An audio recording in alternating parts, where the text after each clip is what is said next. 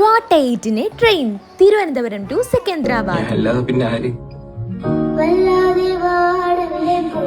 അതെ, രാവിലെ ഞാൻ ഫുഡൊന്നും കഴിച്ചില്ല. അപ്പോൾ ഉച്ചയ്ക്കായപ്പോൾ എൻ്റെ സ്നേഹന്തിയായ ചേച്ചി എനിക്ക് പൊതിച്ചോറൊക്കെ ഉണ്ടാക്കി റെയിൽവേ സ്റ്റേഷനിൽ വന്ന് നിൽപ്പുണ്ടായിരുന്നു. അവൾക്ക് വയ്യായിരുന്നു, എന്നിട്ടും ഉണ്ടായിക്കൊണ്ടുവന്നു. എന്ത് പറയാം, വാഴാട്ടു എഫക്റ്റ്, അല്ലാതെ എന്ത്. ഞാൻ പിന്നെ ആ പൊതിച്ചോറ് ആസ്വദിച്ച് കഴിച്ചു. നല്ല മാങ്ങാപ്പുളിശ്ശേരിയും ആ പൊരിച്ച മീനും ബാക്കിയുള്ള കൂട്ടാനും ഒക്കെ വെച്ച് നന്നായിട്ട് കഴിച്ചു. എൻ്റെ ചേച്ചി ആയതുകൊണ്ട് പറയണമല്ല, നല്ല കൈപ്പുണ്യമാണ്. ഹൈദരാബാദ് വന്നാൽ പിന്നെ ഇവിടെ തടിയരി ചോറ് കിട്ടൂല, ഇവിടെ സ്ലിം അരിയാണ്. അങ്ങനെയൊക്കെ ചോറൊക്കെ കഴിച്ച് കുറച്ച് ഉറങ്ങി എണീറ്റപ്പോഴത്തേക്കും ചായ കുടിക്കാൻ സമയമായി. അവൾ തന്നെ നല്ല ഏലക്കയിട്ട ചായയൊക്കെ ഉണ്ടാക്കി കൊണ്ടുവന്നിട്ടുണ്ടായിരുന്നു. അങ്ങനെ നല്ല ചൂടുള്ള ചായയും കുടിച്ചിട്ട് കുറച്ച് സമയം എല്ലാവരോടും സംസാരിച്ചിരുന്നതിന് ശേഷം രാത്രി ഫുഡ് കഴിക്കേണ്ട സമയം. രാത്രി ഫുഡ് കഴിക്കാനായിട്ട് എല്ലാ സാധനങ്ങളും ഉണ്ടായിരുന്നു. ചപ്പാത്തിയും ചിക്കനും, മീൻകറിയും ചപ്പാത്തിയും, അങ്ങനെ ഓരോ ഐറ്റങ്ങളും ഉണ്ടായിരുന്നു.